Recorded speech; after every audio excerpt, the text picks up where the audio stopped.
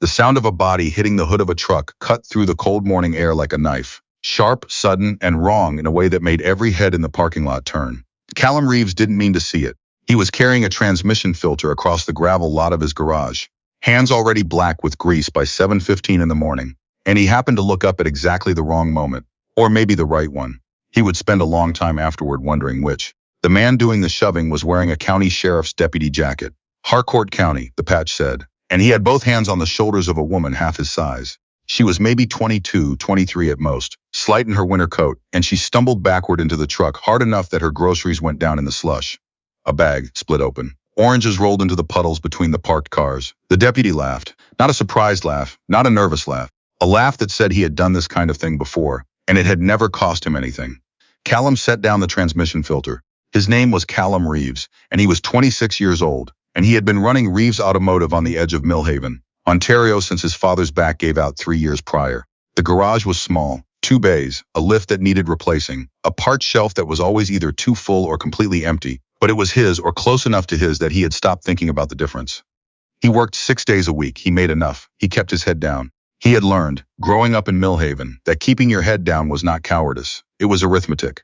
The Harcourt County Sheriff's Department was small but tight, and the man at the top of it, Sheriff Dale Pruitt, had held the position for going on 16 years. He had the mayor's number in his phone, and the local paper in his pocket, and enough loyalty from enough of the right people that complaints against his office tended to disappear the way smoke does in wind.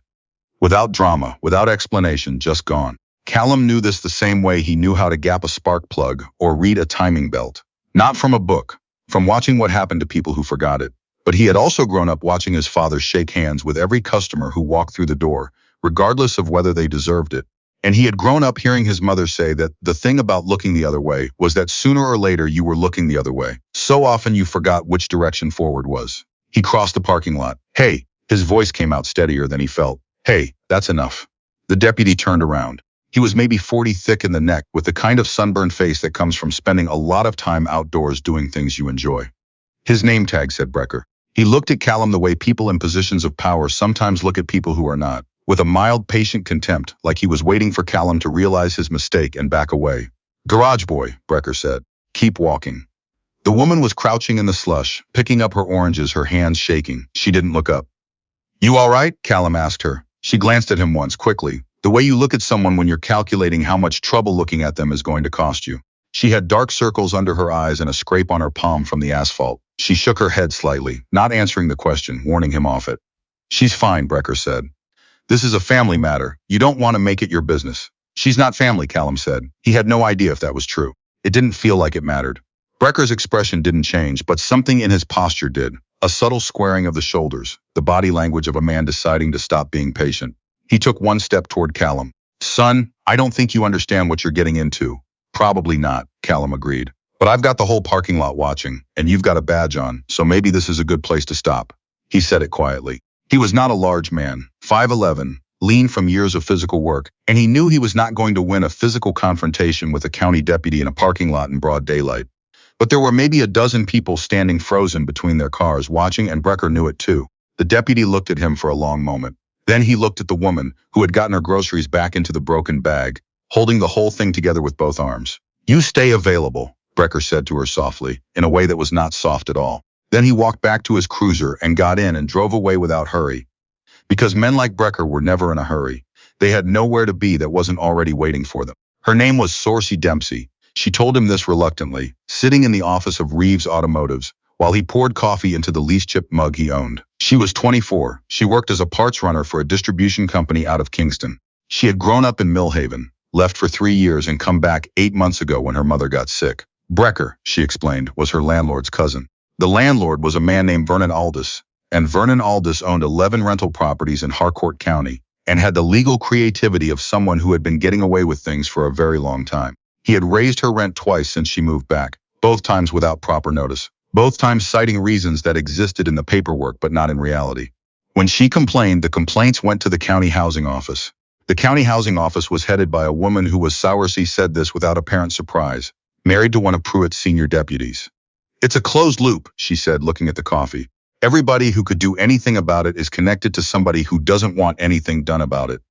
Have you talked to a lawyer? She looked at him the way people look at you when you've asked a question that reveals how little you understand their situation. Legal aid has a 14-month backlog. I work full-time and I'm paying for my mom's home care. I don't have money for a private lawyer. She paused. Aldous is filing to evict me next week. He's saying I owe back rent. I don't. I have every receipt, then show the receipts. To who? The justice of the peace Aldous golfs with. She set down the mug. I appreciate what you did this morning. I do. But this isn't something where you step in and it gets better. This is Millhaven. Things like this don't get better here. She said it without self-pity, which made it worse. She said it like a person reporting weather.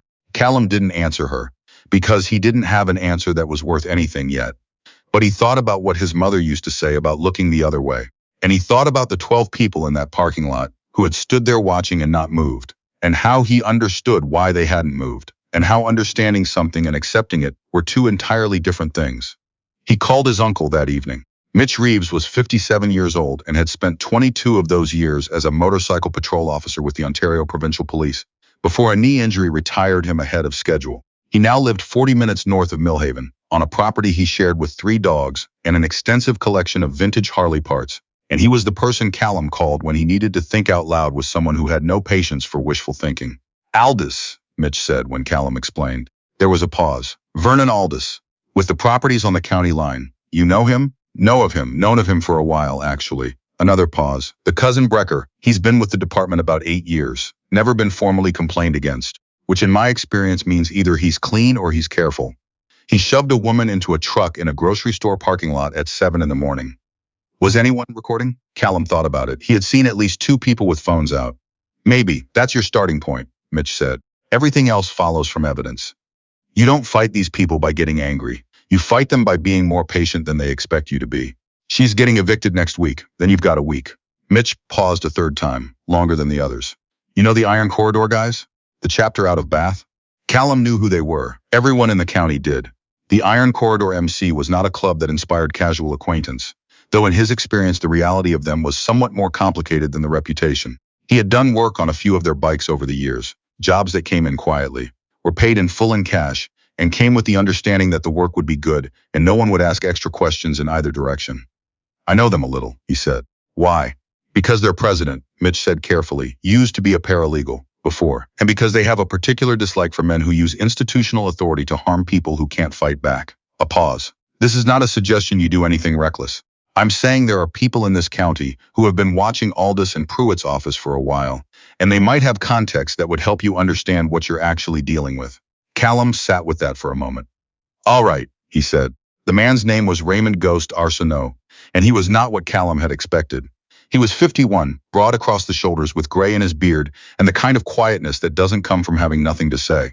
He met Callum at the garage on a Tuesday evening, came alone, came on a black Road King that he parked with the careful deliberateness of someone who respected machinery, and he sat in the office chair across from Callum's desk and listened without interrupting for the better part of 20 minutes. When Callum finished, Ghost was quiet for a moment. Sarks Dempsey, he repeated. Her mother's Eileen Dempsey? On 4th? I don't know the mother. I do. My chapter's been bringing groceries to that street since the food bank closed 2 years ago. He looked at his hands. Aldous has been moving on rental properties in this county for going on a decade. Rent abuse, illegal evictions, code violations he papers over. We've watched it because we're in the community and we see what it does to people, but watching and doing something are different things. He looked up. Brecker's the muscle he calls when people push back. He's done this before. The woman before Sowers, a single mother over on Lakeview, she left the county rather than fight it, which is what they want. What do you know about the eviction filing? Enough to know it's procedurally thin. Aldous does it the same way every time, files fast, bets on the tenant not having representation, bets on the hearing being in front of a specific JP. Ghost paused. What source he needs is someone to show up at that hearing with documentation and make it procedurally costly.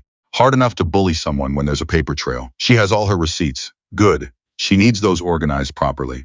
She also needs the parking lot footage if it exists.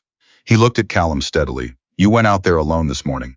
That's either brave or careless, depending on what happens next. I wasn't trying to be a hero. Callum stopped. I just didn't want to be one of the people who stood there. Ghost looked at him for a long moment. No, he said.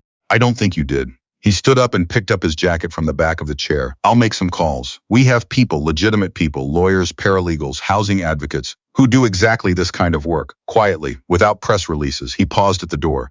You're going to want to be careful with Brecker. He's the type who files harassment complaints against people who embarrass him. Don't give him grounds. I won't, and Callum. Ghost turned back briefly. Fix the lift. That hydraulic seal's been leaking for a month. It's a liability. He left before Callum could ask how he knew that. The next 5 days were the kind of quiet that isn't peaceful. Brecker drove past the garage twice, slowly, not stopping, the cruiser moving at the exact pace that meant he wanted Callum to see him. Callum saw him. He noted the times in a notebook and went back to work. Source organized her receipts, every single one, going back 8 months, scanned and filed chronologically with a woman named Adeze Obi, who worked for a housing advocacy group out of Kingston, and had driven to Millhaven specifically at Ghost's request. Adeze was 34, had the calm precision of someone who had sat in 100 of these hearings, and she told Source on the first day, Aldis's filing has 3 procedural defects. We are going to let him walk into that hearing thinking he's already won. The parking lot footage existed. It came from a retired schoolteacher named Gwen Marchetti, who had been sitting in her car in the no-frills lot that morning and had recorded the entire incident on her phone. She had not known what to do with it. When Callum knocked on her door, he'd gotten her name from the woman at the grocery service desk, who had seen Gwen filming. She showed him the footage without him having to ask twice. It was clear. It was time-stamped. It showed Brecker's badge, his face and his hands on Source's shoulders, and it showed Source going backward into the truck. Callum made copies. He gave one to Adeze and one to his uncle Mitch, who put it somewhere he didn't explain. On the Thursday before the hearing, Vernon Aldis called Source directly. She recorded the call, which was legal in Ontario with one-party consent, something Adeze had told her on day one. Aldis told her that if she dropped the hearing, he would forgive the alleged arrears and give her 60 days to find a new place. He said this in the cheerful tone of a man doing her a favor. Why would you do that? Source asked. Her voice was perfectly level. Callum, sitting across from her in his office when she played it back, thought she was one of the steadiest people he had met.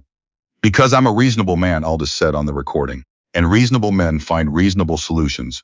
But I don't owe you the money, Source said. There was a brief silence. That's a matter of interpretation. I have receipts. Another silence, shorter. Let's not make this unpleasant. I'm not, Source said. I'm just making sure I understand your position. She hung up and looked at Callum. Is that useful? That, Callum said, is very useful. The hearing was on a Friday morning at the Harcourt County Courthouse, a low brick building that smelled of old carpet and photocopy toner, and the particular institutional exhaustion of a building that has processed a great deal of human difficulty over a long time. Adeze had filed a motion 2 days prior flagging the procedural defects in Aldis's application. This had the effect of moving the file to a different justice of the peace. Not the one Aldis golfed with, but a woman named J.P. Teresa Kosk, who had a reputation for reading documents carefully and an allergy to wasted time. Aldis arrived with a lawyer. He looked at Source and Adeze at the table across from him and smiled in the way that men who have won the same argument many times smile at the beginning of an argument. He didn't notice Callum sitting in the gallery, or Ghost or 2 other members of the Iron Corridor who were in civilian clothes, and had come because Ghost asked them to, and because they believed in being present for things that mattered. He also didn't notice Mitch Reeves in the back row, or the woman from the Kingston CBC Regional Bureau sitting beside Mitch, who was there because Mitch had made a phone call on a Wednesday evening. J.P. Kosk opened the file. She read for 2 minutes without speaking. Then she looked up at Aldis's lawyer. Counsel, your client's notice of rent increase from October. Can you show me the certificate of service? The lawyer shuffled papers. Take your time, J.P. Kosk said, in a tone that indicated time was not in fact something she was interested in extending. What happened over the next 90 minutes was not dramatic in the way that courtroom scenes are dramatic in films. There were no speeches. There were no moments where someone stood up and the room went silent. There was instead the careful, methodical dismantling of Vernon Aldis's case, piece by piece, the way you dismantle something that was never properly built, not with force but with the simple application of the correct tool to the correct place. The 3 procedural defects in the filing meant the case was, as Adeze had known from day one, on unstable ground. The receipts meant the factual claim of arrears was provably false. The recording of Aldis's phone call, which Adeze introduced as evidence of what she called an attempt to induce withdrawal from a legitimate legal proceeding, made J.P. Kosk set down her pen and look at Aldis with an expression that was not warm. The application was dismissed. Costs were awarded to Source. Aldis' lawyer was already on his phone before they left the building. Brecker came to the garage that afternoon. He didn't come in uniform. He came in a gray jacket and dark jeans, hands in his pockets, and he stood in the open bay door while Callum was finishing a brake job on a 2019 pickup. Callum saw him and kept working. He had known this was coming and had decided in advance that the worst thing he could do was look surprised. Heard the hearing went sideways, Brecker said. Sounds like the filing had problems, Callum said without looking up. You know this isn't done. Probably not. Callum set down the torque wrench and straightened. But I think the part where you're in a position to make it go badly for people just got a little more complicated. Brecker looked at him. What does that mean?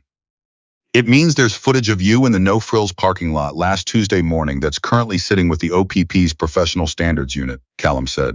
His uncle Mitch had confirmed this the previous evening. And it means the woman from CBC who was in the courthouse today has been asking questions about housing complaints in Harcourt County for the last 18 months. He paused. I'm not threatening you. I'm just telling you what the landscape looks like. Brecker was quiet for a long moment. You made an enemy, he said finally. I don't think I did, Callum said. I think you were already doing what you were doing, and I just happened to look up at the right moment. He picked up the torque wrench again. I've got 3 more hours of work here. If there's something official you need to talk to me about, I'll need you to come back in uniform. Brecker stood in the doorway for another moment. Then he left. Callum went back to the brake job. His hands were steady. He was a little surprised by this, but he supposed that was what happened when you made a decision and committed to it. The shaking came before, not after. 6 weeks later, Source's landlord, still Vernon Aldis, legally, but a Vernon Aldis who had received a formal inquiry from the Harcourt County Housing Authority, and whose name was now attached to a CBC regional story about rental practices in smaller Ontario communities, offered her a lease renewal at her original rent with a written apology for administrative errors. She showed the letter to Callum in the office where she'd first drunk bad coffee from a chipped mug. What do you think? She asked. I think administrative errors didn't shove you into a truck, Callum said. No. She folded the letter. But I'm tired, and my mom is stable now, and I want to be able to go to work without waiting to see what comes next. She looked at him. Is that giving up? He thought about it honestly. I think it's knowing what you need right now. That's different. She nodded. She looked out the window at the garage bay where a rusted Subaru was waiting to be looked at. You didn't have to do any of this. Neither did a Daisy, or Ghost, or my uncle, or Gwen Marchetti. He shrugged. A lot of people didn't have to do things and did them anyway. That's not an answer. No, he agreed. It's not.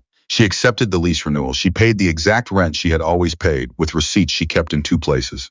Brecker remained with the county sheriff's department through the winter, but the OPP's professional standards review was ongoing, and certain of his colleagues had begun to maintain a careful distance from him in the way that people do when they can read which way a situation is heading. He did not come back to the garage. Deputy Ren Nakamura, who had been with the department 3 years and had filed 2 internal complaints against Brecker that had gone nowhere, gave a statement to the OPP review in February. She had been waiting, she said, for someone else to start pulling the thread. Once it was pulled, she was willing to say what she knew. That was the thing about closed loops, Callum thought, when Mitch told him this over the phone on a Tuesday night.